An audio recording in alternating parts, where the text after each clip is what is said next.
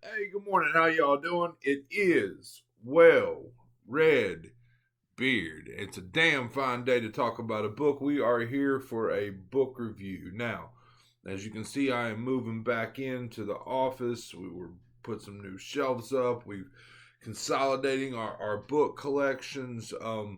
I still don't have the lighting in here right.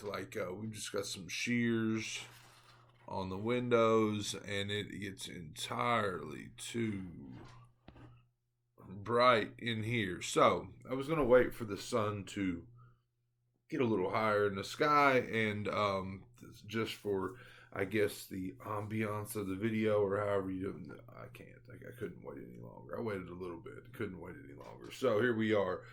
Today, we're going to talk about The September House by Carissa Orlando. This is my first read by Carissa. I believe this is her first novel. I could be wrong. Let me check and see. So, I picked this book up. I think this is her first novel. I picked this book up at the Fuzzy Duck, Coffee Tree Books. Again, the Fuzzy Duck is the coffee shop, and Fuzzy Tree Books. Wow, damn it. The Fuzzy Duck is the coffee shop, and Coffee Tree Books is the bookstore behind it. They are one thing, though, in Moorhead, Kentucky. Love the place. Favorite small bookstore, independent bookstore ever. So, too much on that, and I mention it all the time, and I apologize for that, but I probably will every time I buy a book there. Anyway, I bought this book there when I was getting back into reading. Again, I got back into, started really reading again in October, but I picked this up. It was a horror book on the new release shelf. And I was like, I've never heard of it. I've never heard of the author. The cover is pretty cool. Let's check it out. This is a very, very cool haunted house book. There are a lot of, I don't know if you'd call them original angles, but angles that I hadn't really come across before, like the links between a haunted house and the toll it takes on a married couple, and kind of how it manifests itself and I guess links into that.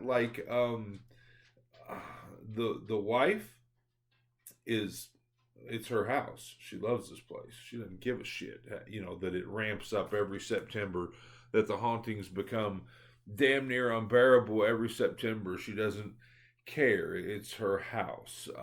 And the husband, on the other hand, can't stand it anymore. Wants out, and again, there's a lot of cool ties to the husband's alcoholism, the husband's um, treatment of the wife. Let's just say it's subtle to a point, but there's some domestic violence stuff going on, and the way it tied domestic violence to a haunted house and the woman wanting to stay in it, much like women stay in abusive relationships. That shit was, for me, super original. Again, I don't know. Something else might have done it before, but super original and very, very cool.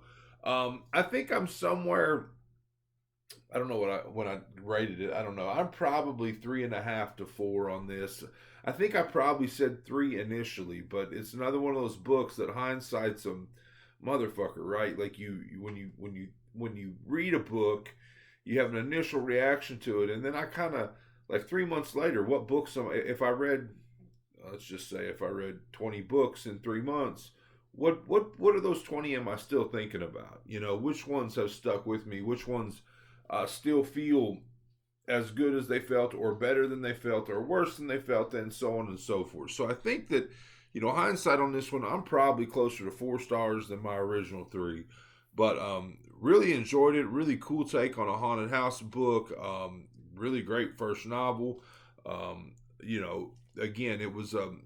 I don't buy a lot of brand new hardcovers fresh off the shelf at a bookstore. I mean, I just don't. I mean, I am a quantity over quality sort. I don't often spend 26, 27, $28 for a book. That's just who I am. But this one, I was in a different place. I was, getting back into it, and this one grabbed me, and I grabbed it. So let's talk a little bit about synopsis here.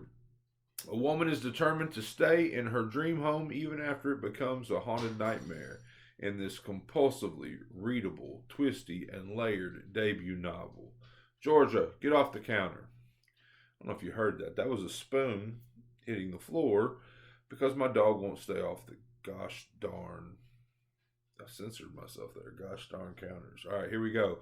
When Margaret and her husband Hal bought the large Victorian house on Hawthorne Street for sale at a surprisingly reasonable price, that's always the way it happens, right? Surprisingly reasonable price. They couldn't believe they finally had a home of their own. Then they discovered the hauntings every September. The walls drip blood. The ghosts of former inhabitants appear, and all of them are terrified of something that lurks in the basement. Most people would flee. Margaret is not most people. After 4 years, Margaret has learned how to live with the house. It's her house, after all. But Hal can't take it anymore, and he leaves abruptly. Now he's not returning calls, and their daughter, Catherine, who knows nothing about the hauntings, arrives, intent on looking for her missing father. To make things worse, September has just begun, and with every attempt Margaret and Catherine make to find Hal, the hauntings grow more harrowing because there are some secrets the house needs to keep. There's questions throughout this as to how real the hauntings are, or is it just Margaret that sees them? Is it Margaret and Hal? I mean, the daughter comes home. They have a grown daughter. She appears to not witness much for a while, maybe. In that, for me there were ties to Shirley Jackson. I'm drawing a blank. How am I forgetting one of my favorite horror books of all time? You know what I'm talking about? Shirley Jackson, The Haunted House, the Haunting of Hill House. Jeez Louise. All right, so there were ties to The Haunting of Hill House for me based off that stuff because there were times there that it felt like it only affected the original people, and then you brought in like the main doctor's wife and whatnot, and they didn't witness anything. Anyway, definitely some ties there for me. But I think that this thing kind of messes with the psychology of the book a little bit more. Carissa Orlando has a doctorate in clinical community psychology and specializes in work with children and adolescents. So definitely had what felt like a next level psychological lean to the book. It was very good. I really enjoyed it. Again, first novel, cool haunted house book. Another one that kind of got me going, made me remember how much I enjoy reading, how much I enjoy haunted house novels. So, yeah, definitely worth your time. This is The September House by Carissa Orlando. This is Well Read Beard, and I hope you enjoyed it. And I hope you're enjoying all your books, all of them, as much as I am. If not, you're reading the wrong damn books.